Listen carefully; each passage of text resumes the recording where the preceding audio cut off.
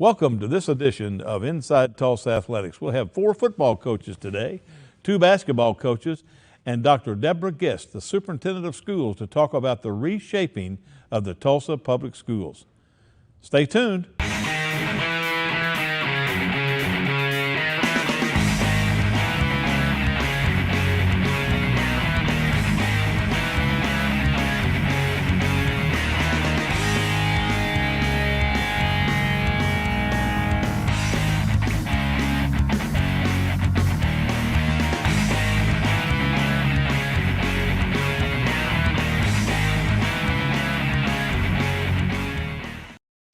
Welcome to this edition of Inside Tulsa Athletics. And our first guest today, our highly successful head football coach, Kip Shaw from Central. And Coach, congratulations on a great start, 5-0, and got into the top 10 rankings today. We're really excited about what Brave football looks like. We really are. The kids are really excited about it, and they're working hard. My coaches are really working hard, so it's just one of those things where hopefully we keep playing like we are and we'll be successful. Well, you've had some good victories since the last time we were on the air. Talk about those a little bit. We have. We went down and played a really tough Hilldale team who was ranked in the top 10. The kids kind of came out a little flat, and then we got our motors going, and we're real successful offensively, and then that kind of generated a lot of plays on defense for us. Usually it's vice versa, but the defense actually fed off the offense at time. They were a great ball team, and then we played Muldrow this past weekend, which was our homecoming game. A little disappointed because we were so inconsistent. While we won, there's still a lot of work we have to do to get things fixed. Well, sometimes homecoming kind of takes away from preparation. A lot of distractions. Yeah, a lot of distractions. Well, you got Poto coming up this week, and Poto is a good football team. It has been a good football town for a lot of years. Poto is going to be our first really big test. They're ranked number 3 this week in the state, and like I told my kids, they're going to bring their hard hat and their lunch pails, and they're going to go to work. They're going to do what they do. We have to, we have to play our best football. We can't play for inconsistent. We've got to play our A game all the way across the board. So you got to make the trip to Poto. That's always when you go on the road, that's always a different deal. It's always tough, but the one thing we've probably done better than we've done in the past is travel well. The kids understand now that it's a business trip. They stay focused, and of course now it's a 3-hour trip. It's hard to stay focused for a 3-hour trip, but their mindset is changing, and I think that's what's led to our success. So hopefully we'll keep going. Matured a little bit. Absolutely. Taking responsibility and making good decisions, knowing what they're doing, leaving a lot of the nonsense at home that may have been taken on in the past, and it's just a totally different mindset that's going on right now. The one thing I noticed when we had the presentation of the $100,000 check, you guys were leaving to go to U.S. Grant that afternoon, and it was business. When they got up and left that pep assembly, they were out the door, single file, let's go, and I think that speaks volumes to discipline, which you have to be disciplined to win football games. And so who are some of the guys who really, the last couple of weeks, have stood out for you? The last couple of weeks, naturally, we start with our quarterback. He's really played well. KT Owens has done a wonderful job. Desmond Clayton and Jewel Hamilton have been special, both on offense and defense. Big part of what we're doing right now. Samuel Wilson, Trey Washington have made plays. Samuel on defense, Trey Washington has been outstanding at receiver on offense. And our offensive line has gotten so much better. And usually in the past, that's where we've struggled. But just as a whole, they've bought into what Coach Terrell is teaching them, and they're more physical. We still got a long way to go, but you can just see how they're playing is just so much better. How's your injury look? Not bad. We got a couple guys that got little dings from this past weekend, but for the most part, we're relatively healthy, and that's been good. Last year's game against Poto was so physical. If I remember correctly, we lost about 4 kids, and actually we lost KT for the season after this game. Really? So you anticipate this will be a physical football game? I do, and I've told the kids we have to prepare for that. You have to have that mentality that you're going to go down there and be ready for a good old-fashioned head-to-head. Their kids are going to play hard. You watch them on film, they're sound. There's not too many weaknesses in their game, and we can't have any in ours if we're going to be successful. There's a reason they're ranked number 3 and trying to move up.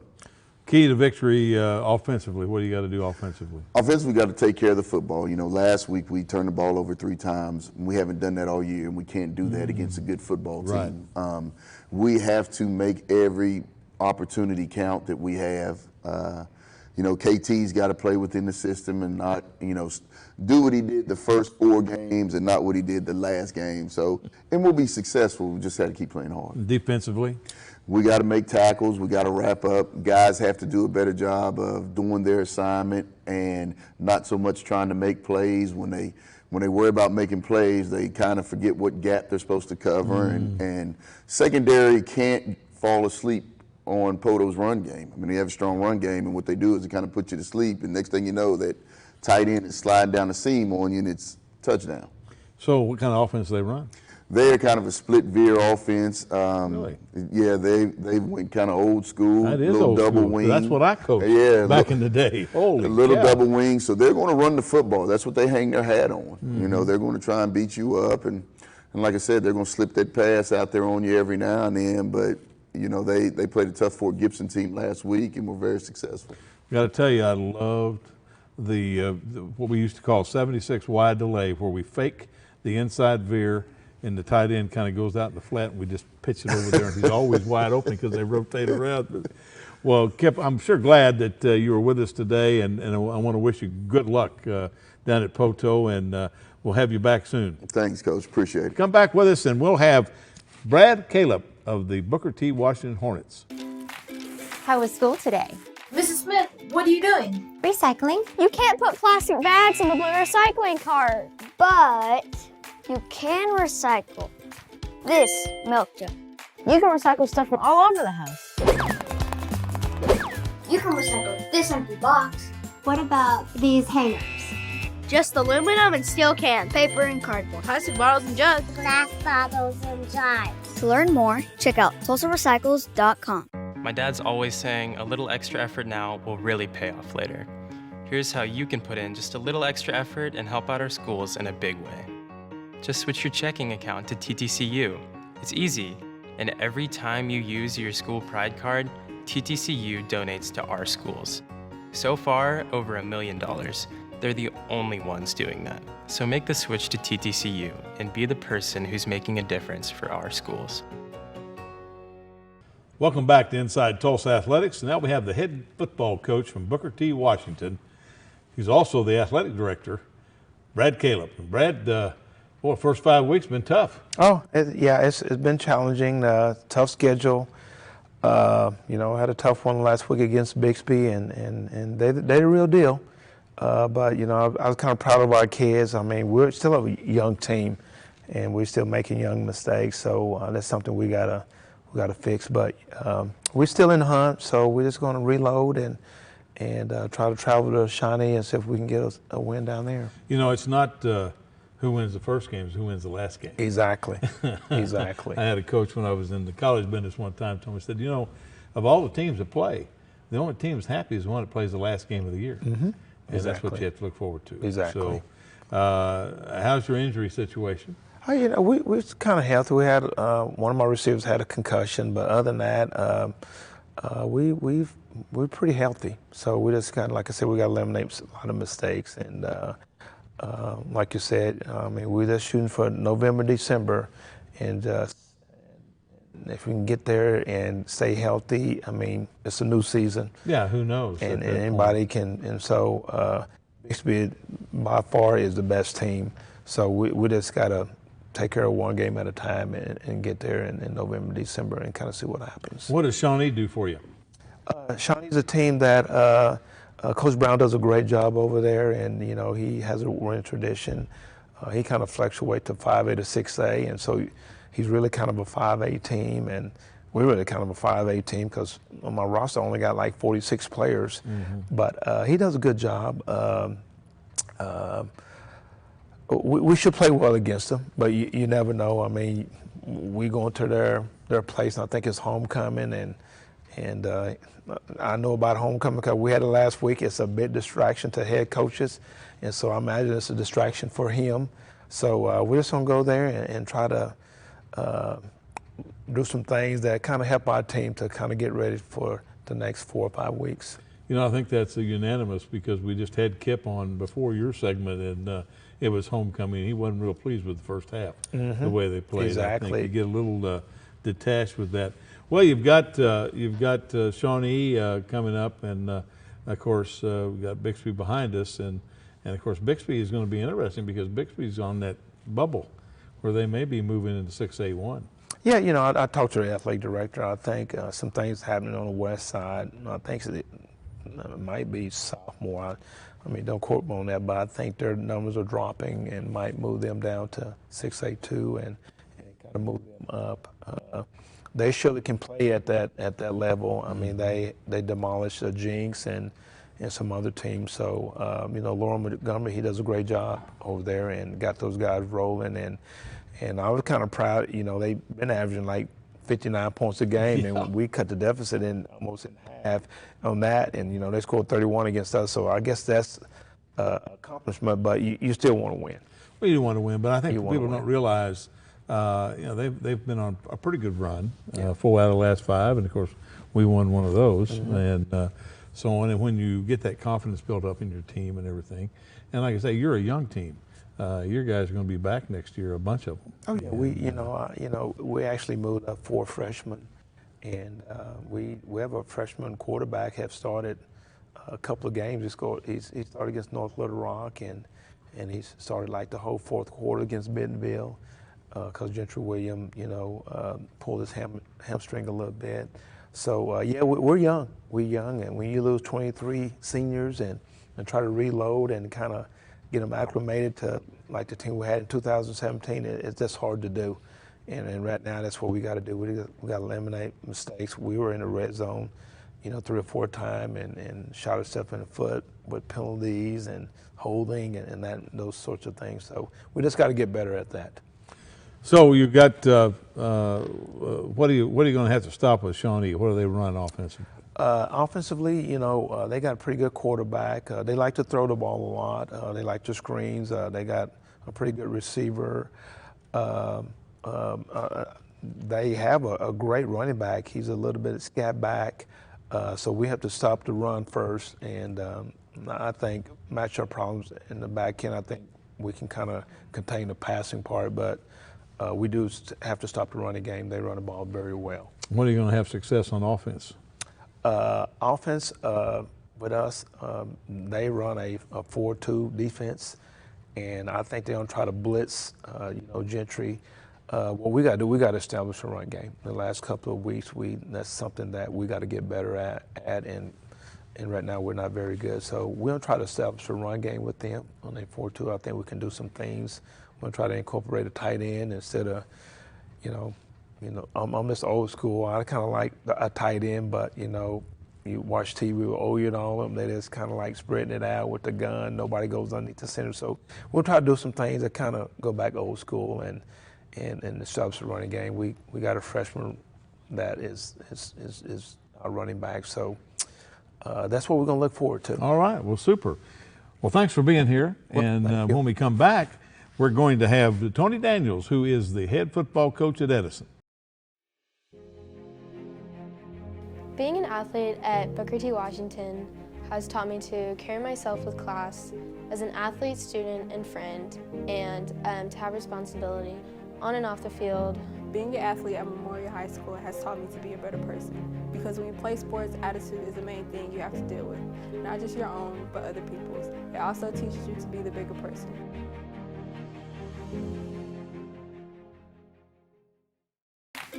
How was school today? Mrs. Smith, what are you doing? Recycling. You can't put plastic bags in the blue recycling cart, but you can recycle this milk jug. You can recycle stuff from all over the house. You can recycle this empty box. What about these hangers? Just aluminum and steel cans, paper and cardboard, plastic bottles and jugs, Glass bottles and jars. To learn more, check out TulsaRecycles.com. Welcome back to Inside Tulsa Athletics, and now we have the head football coach of the #3 ranked Edison Eagles, Tony Daniels. Tony, welcome to the show. Thanks for having me. Boy, you've had some really, about 3 or 4 good weeks in a row now, haven't you? We have. Kind of started really game 2, Midtown Classic, and then coming back and are just a team that we just have struggled against. It's always been a really good game coming in with Claremore and losing to them in the regular season last year, coming back, losing again in the playoffs, and then coming back this year. And just felt like just a great overall performance. And then week 1 of Glenpool, and then last week being able to beat Bishop Kelly.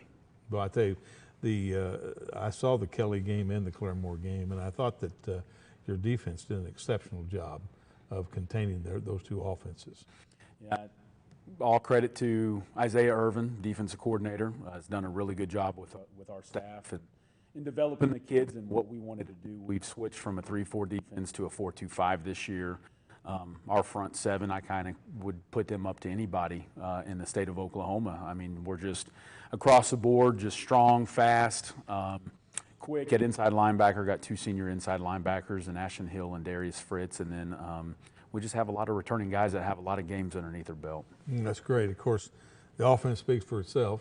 I think you have some weapons there. The one I was impressed with was your quarterback on the 84-yard scamper down the sideline. I thought he did a great job. Well, you know, we've talked about it probably the last few weeks. He's had a touchdown in every game, but it's always been called back for a holding or for something that maybe had happened. But for him to actually get in and him score, I mean, as soon as he started 30 yards down the field, I'm already turning back looking just to make sure that there's no flags and everything was good. I'm just, the kid has come in, he's taken control, he's taken over, and he's really helped out our running game, not just with Savion Morrison running the football, but being able to get the ball into other guys' hands, or even him pull it on a read and be able to take it at any point. Well, that makes a difference when you're scheming defensively, and you know you're going to stop this one, but now when you got to stop this one and this one, you know, it makes them more difficult.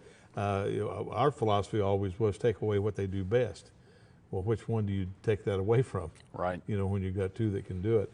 So who else who stood out on your defense this year? Defense, so we have Chris McClellan. He's 6'3", 250-pound defensive end. Has done a really good job. Our leading team in sacks this year is Holden Martinston. He's a junior, 6'5", 225 pounds. Has been playing really well. We also have probably our best defensive lineman. He's a senior. He started the last 3 years for us in Jacob Youngblood. Has done a really, really good job inside in the interior. He's getting a lot of one-on-one blocks, where a lot of the bigger guys are taking on the double teams and allowing our inside linebackers to flow freely. But Jacob has done a really good job on the defensive line for us. Well, that's great. Well, you got Coweta, at Coweta. You know, that's always difficult to play there. The field is small. Right. And you got the 100 yards and the 50 yards wide, but the fence is right on the. I mean, it's kind of like playing hockey over there. You know, it's pretty close, and they'll be cranked up. You know, this is a big game for everybody, I think. So, what does Coweta do offensively? They kind of do a little bit of everything. They'll go spread, and if that's working, they'll stick with it. It looks like they have a few different kind of schemes that they're trying to run. It looks like they're trying to identify what they are good at. And these last 2 weeks, you know, they've gotten some wins. They're the number 2 team in the district, so it's 1 versus 2. And it's going to be a big game. We went over to Coweta just a couple years ago, and we played at La Fortune this last year. So offensively, they're still identifying themselves, but they do a lot of play action type stuff, which kind of opens up. They got a big kid, big tight end / fullback type kid that does a really good job getting open in the field.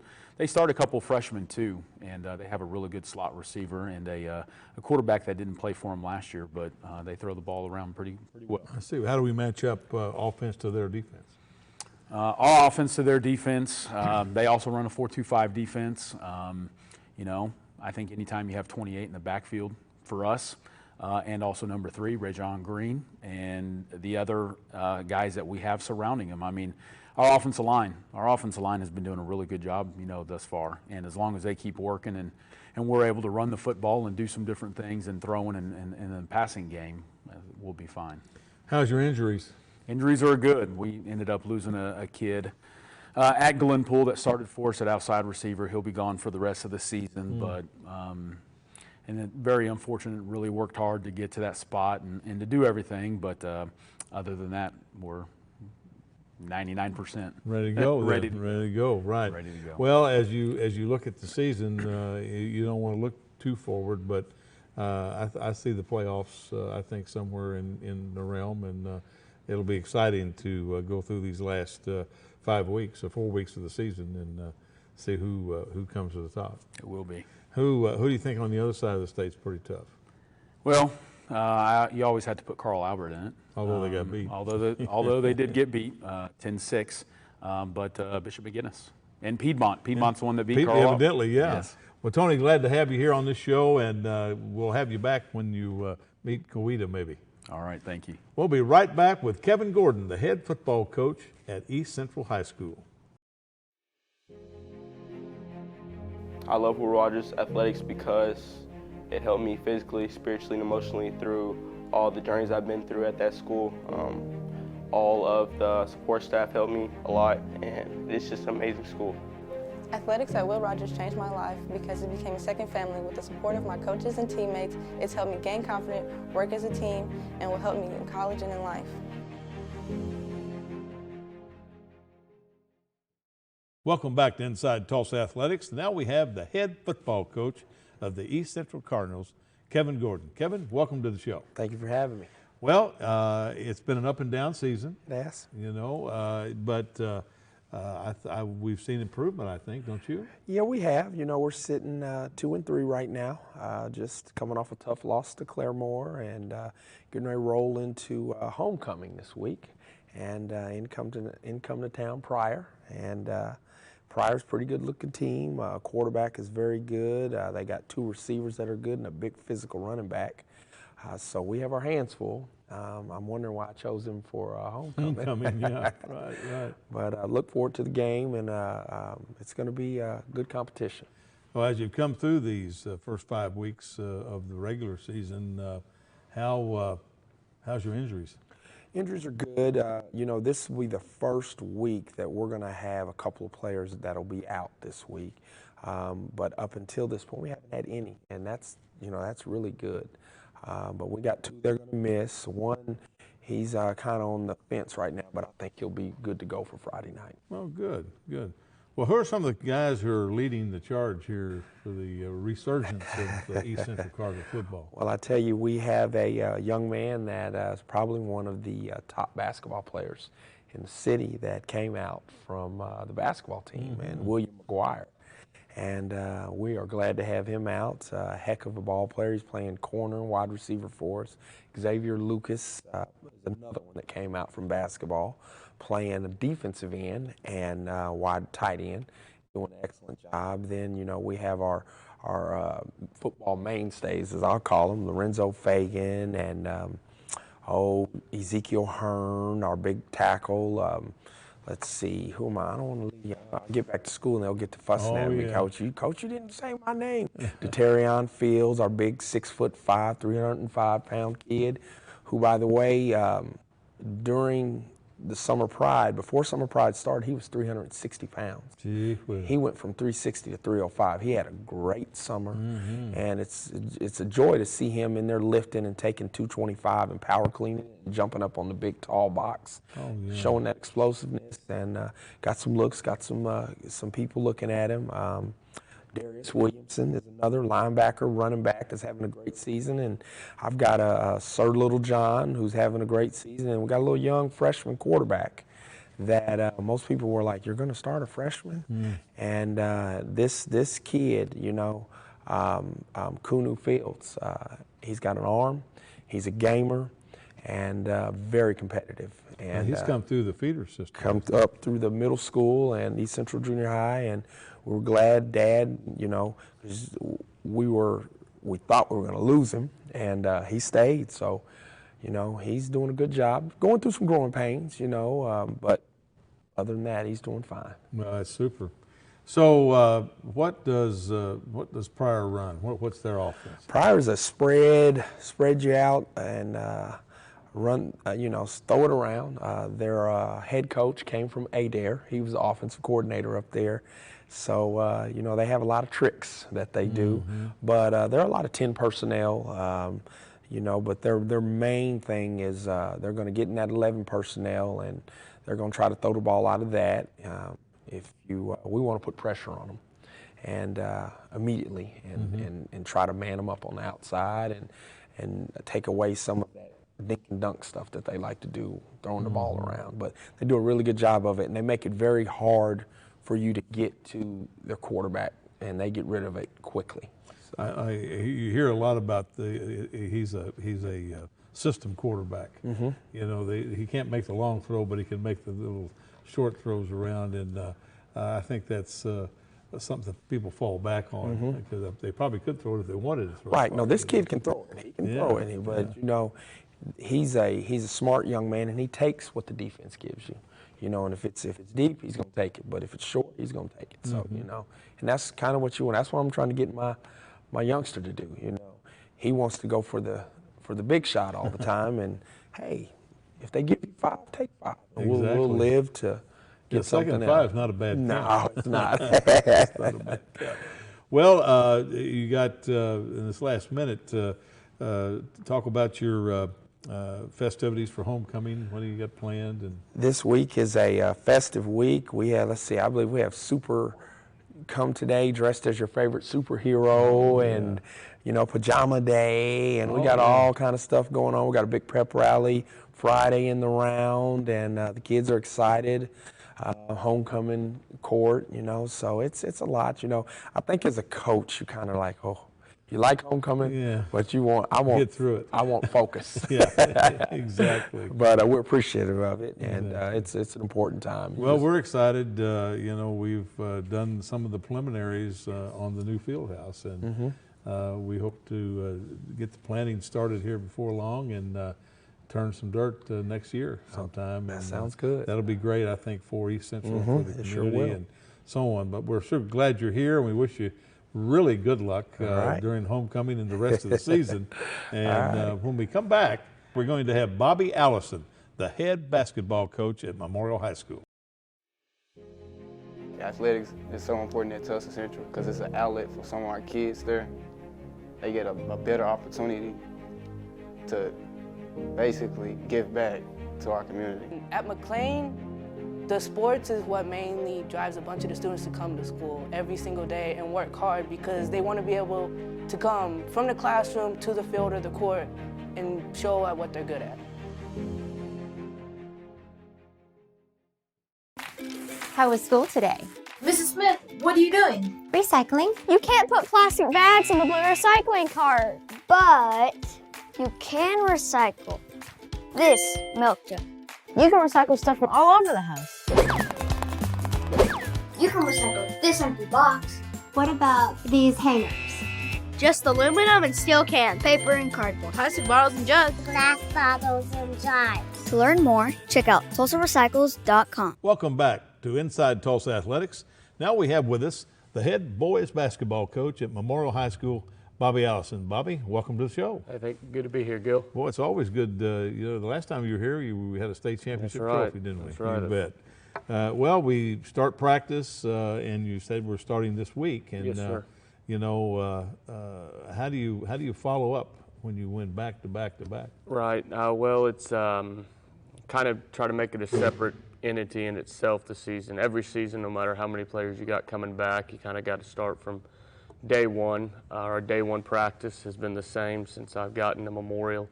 So we're going to start back with a lot of fundamentals and kind of reset our culture and kind of reset all the principles that we're going to stand by the entire season. So regardless of last year, everybody's 0-0 and, a lot of old cliches go into that, but the kids really do buy into it. And we lost some great seniors last year. We lost 5 guys that went on to play college basketball. And replacing those guys, filling the gaps, we like to say, is going to be a huge, huge job this year. But it's exciting because it's kind of a new chapter in a way, but we're going to try to make it the same story. You're going to have the same size you've had in the past? No, sir. No, sir. No, we're going to be looking, we've been blessed. you know, Calip and Keelan Boone and Julian Cockrell, having 3 guys over 6'7". It's, you know, besides the Thunder, I think we might have been one of the tallest teams in Oklahoma. But we do have some experience at the guard position. We got some underclassmen that have waited their turn and that battled against Calip and Keelan and James and Drew their entire sophomore and freshman season. So they've seen high-level varsity basketball in practice, and now they're going to need to translate it to the 7:30 game. Well, you know, and what that is basically, the older players don't realize, you know, how important their work ethic is to the younger players because they see it every day. No, it is. It's, you know, it makes, I don't want to say my job easier as a coach, but when everybody's pulling on the same rope and going in the same direction with that, it's just contagious. Hard work's contagious, winning's contagious, just all the little things that these guys have learned over the years. My seniors have seen it through great senior classes before them. My juniors have been privileged to compete with and against in practice. Great guys that have showed them. Sophomores, solid as freshmen last year, and all my freshmen are hearing about it from the upperclassmen.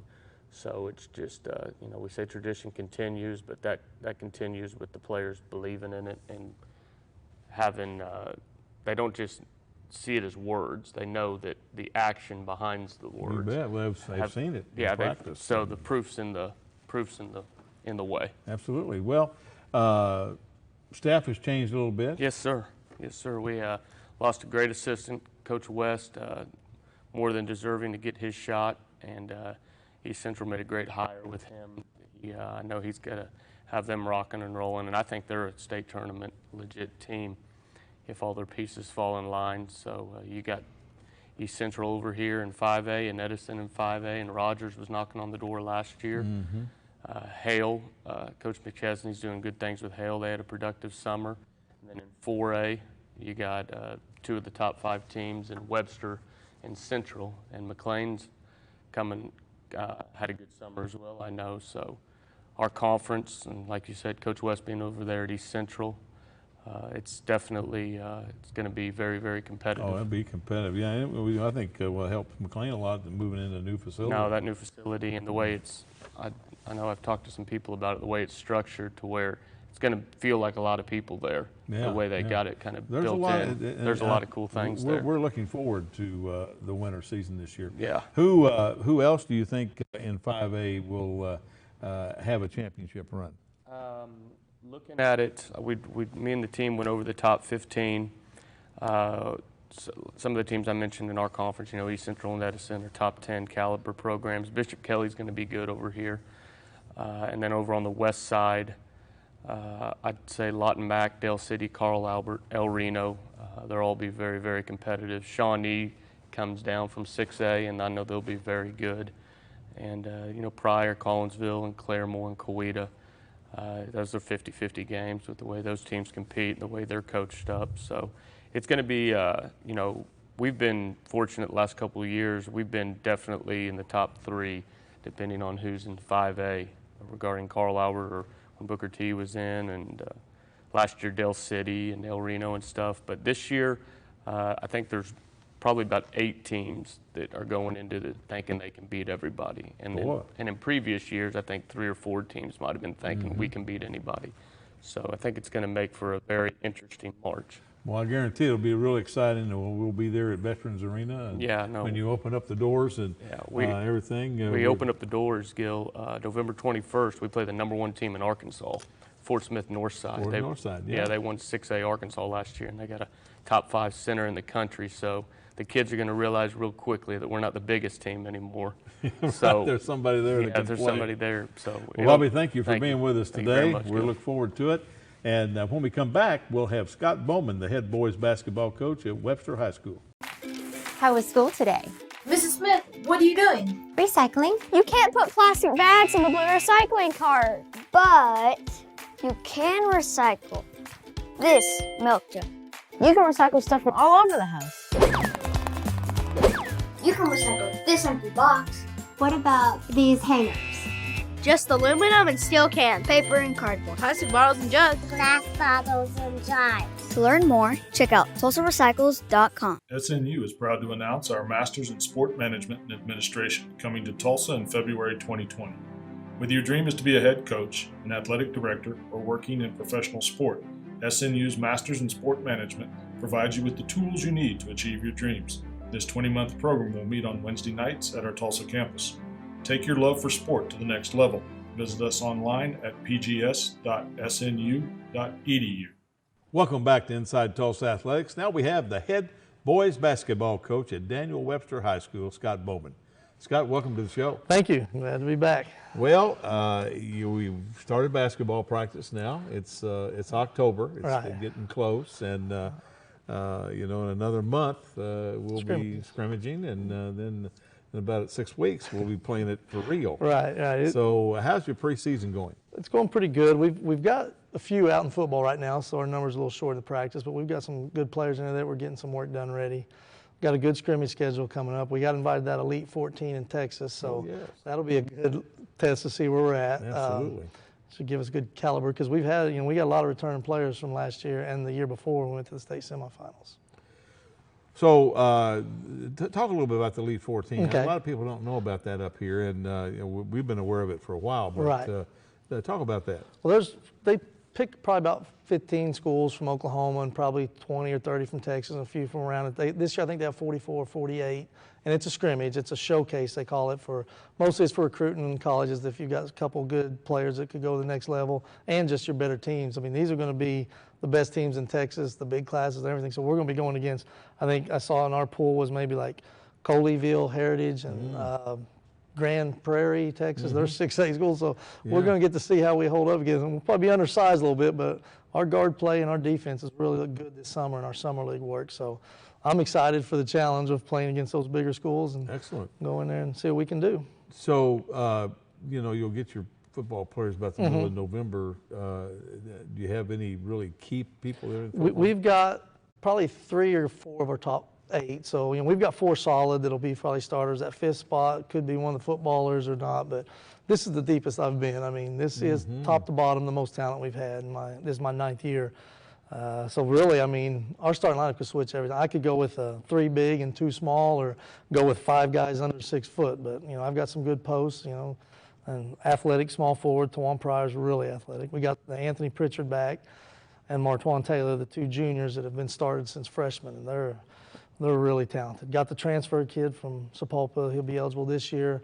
Isaiah Sanders, he's going to put up some good numbers. And we've got 4 or 5 guys that, if there was enough balls, could score 20. So we got to find enough shots to keep all of them happy this year. You might be like the Thunder was with Westbrook and Durant. And the good thing is they're all juniors coming back. Oh, so yeah. So who will challenge you on this side? And let's talk about the west side. On the 4A, I mean, this side of the state, there's Central's always good. They're going to be one of the top ones.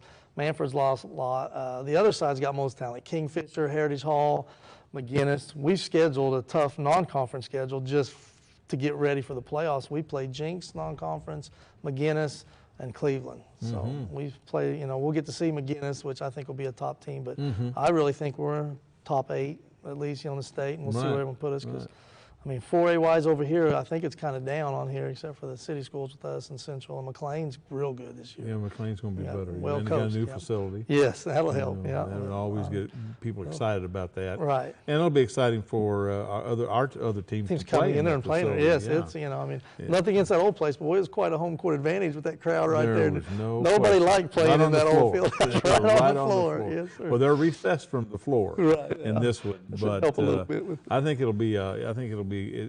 I'm just so happy what we've been able to do for all of our schools. Right. And of course, the Allen Fieldhouse. I know we still host all the 6A areas. 6A state champion. I mean, the OSSA loves it to come here. If we had about 300 more parking spots, they would like it a little bit better. It's true, yeah. But it's interesting because we built the new ones, and then they really like Allen, and then they like the rack over at Rogers. Yeah. They got better as they went. They saw some things they didn't like when we were the first one, I believe, that they put a new one in. So they kind of tweaked it here and there and made some changes with the gym. We kind of around the horn with Harris and EPAC and Veterans and now the Titan Arena out to McLean. But So, what do you look forward to as you get into this season? You have the 14 elite, and then you have some scrimmages. Some scrimmages prior to that. Right. Though we mostly will scrimmage some 4A teams. I think we're with maybe some because we got like Pryor and Skytook, but Skytook's 4A now, I believe, and Pryor's 5A. Just some good tests for what we'll see in the playoffs. And then I believe we're going to open up at Jinx December the 3rd, I believe. So. Well, that's going to be a good test. I think they're one of the best teams in the Frontier this year. They got some good Clay does talent a good job. He does. You know, he's a good coach and a former TPSer. Right. You know, yeah, he was a Hall of Famer from right. Hale. Yeah, he's a good guy. That's why we like to play him too, and they're so close. And well, aside from being a referee, right? Other than that, he's a really good guy. Take his officiating away. You're right. But so as you get ready to get into this, how do you blend? In the last 40 seconds, how do you blend those football players in quickly enough to be ready to play a Jinx? Because most of them probably have not even really messed with the ball too much for 2 months. It'll be, the good thing is, like I said, our depth, and we can slowly bring them into the lineup. They won't have to be just thrown out there. Last year, we literally had to just throw them out for the Memorial game, and they had 2 practices. We'll be able to get some practices and some work in practice. Well, that's good. It'll be a better adjustment this year than last year. Well, we're glad you're here. Well, thank you. We wish you good luck this season, Appreciate and we hope to have you back many, many times. I hope I get back, yeah. And when we come back, we have a really special guest. Dr. Deborah Gist, the Superintendent of Schools, will be here to talk about reshaping the district. Being an athlete at Nathan Hills means that you have to be consistent, outgoing, and be dedicated because students at Nathan Hill look up to the football team.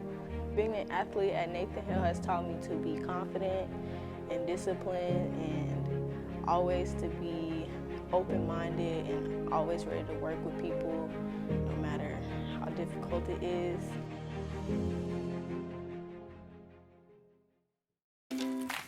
How was school today? Mrs. Smith, what are you doing? Recycling. You can't put plastic bags in the blue recycling cart, but you can recycle this milk jug. You can recycle stuff from all over the house. You can recycle this empty box. What about these hangers? Just aluminum and steel cans, paper and cardboard, plastic bottles and jugs, Glass bottles and jars. To learn more, check out TulsaRecycles.com. Welcome back to Inside Tulsa Athletics, and we're going to kind of deviate from strictly athletics. We have a very special guest, our superintendent, Dr. Deborah Gist, and welcome to Inside Tulsa Athletics. Thanks, Coach. I'm so happy to be here. We're glad you're here. I wish we were talking about more fun topics. Well, I do too. I do yes. too. We've had a pretty good show up until now. We had up until now. Point taken. Yeah. We had our coaches, and they talked about some of the successes they've had. And it's really great for our young people. Impressive stuff happening in Tulsa for sure. Exactly. Our athletics. It's really fine. But I know that we have other jobs that we have to do, and to protect all of our kids. And the education that we provide for them. So it's pretty well known. We have a deficit we're looking at. And I guess the first question is, how did we get here? Yeah. There are really, I think, 3 major categories of drivers that have resulted in where we are today. The biggest is state funding. While we're grateful that our state legislators and the governor have started to reinvest in education in the last couple of years, the truth of the matter is that we're still more than $110 million less that we're spending in Oklahoma than we were in 2008. And that's with 50,000 additional students in the state, which means it spreads out even more thinly. And we just have a lot to recover from. And we weren't investing adequately in education in Oklahoma in 2008. And so that's really, really painful for us. The other category is just need, and we have a lot of need in Tulsa. Our students, we have a greater percentage of students who qualify for free and reduced lunch. It's 83% in Tulsa. We have a greater number of English language learners and students with really significant special needs, and there are weights associated with that, additional investments that the state makes for students who fall into those categories of additional need, but they're not enough enough. And there was a statewide task force that looked at that last year, a governor appointed, and they said these are outdated, they don't do enough. And if the task force recommendations, which were in a bill that was considered last year, had been implemented, it would mean an additional $18 million for Tulsa. So it just gives you a sense of how little extra funding we get to manage the need that we have. And then the last category is enrollment. So, you know, when I was in Tulsa Public Schools in the 1970s, we were at 70 or 80,000 students, and we're about half that now. And our enrollment has just been declining really steadily for a long time. And so obviously, you know, if you don't have as many students, you don't need as many teachers, but the students don't leave consistently, like all in one school or all at one grade level or all in one, you know, subject or whatnot. They are spread out, and so your ability as a system to manage that enrollment isn't one for one in terms of the lower student dollars that we get, and so it makes it super challenging. Absolutely. There are also some other differences that we have. You know, the number of schools we have, the size of our schools is a lot smaller, even the physical buildings, than the suburbs where you have, you know, 3,000 or 4,000 students in a school, and that means that we're not as able to manage those reductions. So there are other differences as well. Sure. So what will the district consider? Everything. Everything. Everything is being considered. Nothing is off the table. We're interested in innovative ideas. We're interested in different ways of looking at this, and we're taking a look at everything. And the truth of the matter is that because of the size of this structural deficit, really everything does have to be considered and will likely be affected. I imagine. So we've faced budget challenges before. How is that different now? Or is it different? It's very different, and there are a few things that are different about it. And for a long time, the district, you know, has made, when we've had budget reductions, they've been handled in kind of one-time savings type of things. We'll cobble together some funding and we'll make it for one more year. And what we know now is that we have this real structural deficit that has to be addressed. And the other thing that's different is that we've been made the strategic decision to dip into our fund balance the last couple of years, and so that was a good thing to do at the time to stabilize the district and give us the time to be able to have this engagement that we're doing now, but it's not sustainable. The other thing that's different is that we've budgeted in all of the things that have helped us in the past to build up that fund balance and to keep some savings, like vacancy savings and things like that we've built into our budget this year. There's no more room for error or anything else. I mean, we've really tightly managed our budget at this point. Well, I think we have. You know, I think every department has faced that. Do we have a plan? We don't have a plan, and that's one of the things a lot of people are saying. We're like, oh, we're just doing this community engagement just to do it. We really already know what we're going to do. We really don't. We know what our choices are, and we're sharing that with the community, but we don't have a plan yet, and we're genuinely asking for the community's engagement. The other thing that's different about this year is that we've already cut so many things as a state and in Tulsa, that every reduction that we're going to experience will be extraordinarily painful. And that it ranges from the things that everybody wants to cut, like the district office, to things nobody wants to cut, like class size. You know, the district office feels like a painless choice for so many people. They also have this impression that there's too much staff at the district office. That's simply not true. We have more responsibilities than we've ever had, fewer people to do it, and we've already cut back in those areas. And those effects are felt by people at the school level in terms of, you know, whether or not someone is going to answer the phone and solve your problem when you need it, whether or not your air conditioning is going to get fixed in time for you not to sit there and sweat for several days. And there are all these things that the district office does that people don't always realize are part of the district office. Well, we'll be back in a moment. We're going to get into some more in-depth questions here with our superintendent. And so after these messages, we'll be back. How was school today? Mrs. Smith, what are you doing? Recycling. You can't put plastic bags in the blue recycling cart, but you can recycle this milk jug. You can recycle stuff from all over the house. You can recycle This empty box. What about these hangers? Just aluminum and steel can, paper and cardboard, plastic bottles and jugs, Glass bottles and jars. To learn more, check out TulsaRecycles.com.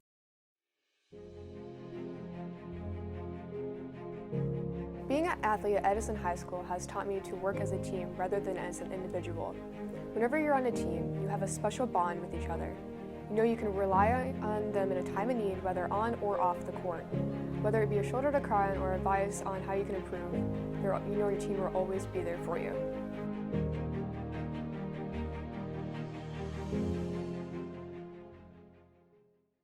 Welcome back to Inside Tulsa Athletics, and we have our special guest today, Dr. Deborah Gist, our superintendent. Dr. Gist, we were talking about that involvement with the community. Why is the community important with this process? Oh, it's so important. I mean, we are public schools. We belong to the public and we serve the public. And so it's vitally important that folks come out to our meetings, complete the survey, stay involved, stay active. We need their voices as a part of this because that is who we are. Exactly. What can the community members do to advocate for increased in-state funding? Oh, well, for one thing, make sure they're registered to vote. That's critically important.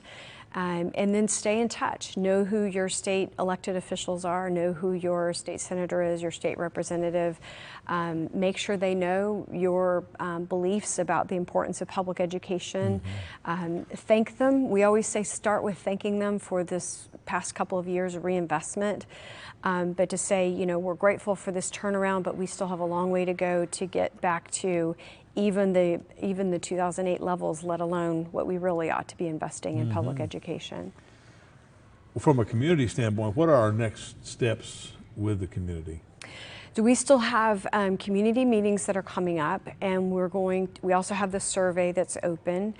We also are going to dive deeper into some community workshops, and then we'll be coming back out more broadly to the community at the beginning of December with some community meetings, and we'll be talking at that point what it's looking like the recommendations will be. And so that's all what will be happening the rest of this fall. Well, there's one topic that has come up now and then again about raising local taxes. How does that work with funding education? Yes, and this is something that Governor Stitt and Mayor Bynum have both advocated for, as have I for a long time, you know, since I've been home. It's more complex than what I'm going to say, but I'm just going to speak in generalities. That generally speaking, we cannot ask the voters of Tulsa to support the operations of our district.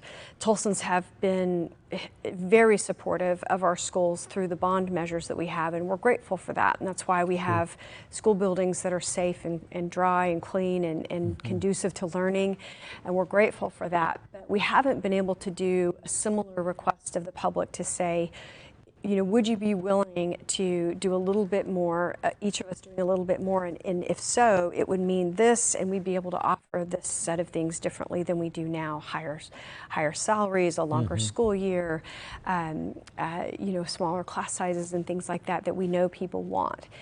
And so it's more complex than this, but generally speaking, it's not something we can really do right now. And so we have to, there would have to be changes at the state level for us to be able to do that. So that would be legislation would have to come forward to do that. Right. Well, the obvious question, this is inside Tulsa Athletics. Yes. How does athletics and the extracurricular program in general, the non-athletic events that are governed by the OS, how does this fit into the picture? They are so important, and we know they're important for so many reasons, and they're important for individual students and their school experience. We know that athletics and other interests that students have get kids to school every day, keep them in school, keep them engaged, keep them you know, striving to do well in their classes, because for a lot of students that's their priority.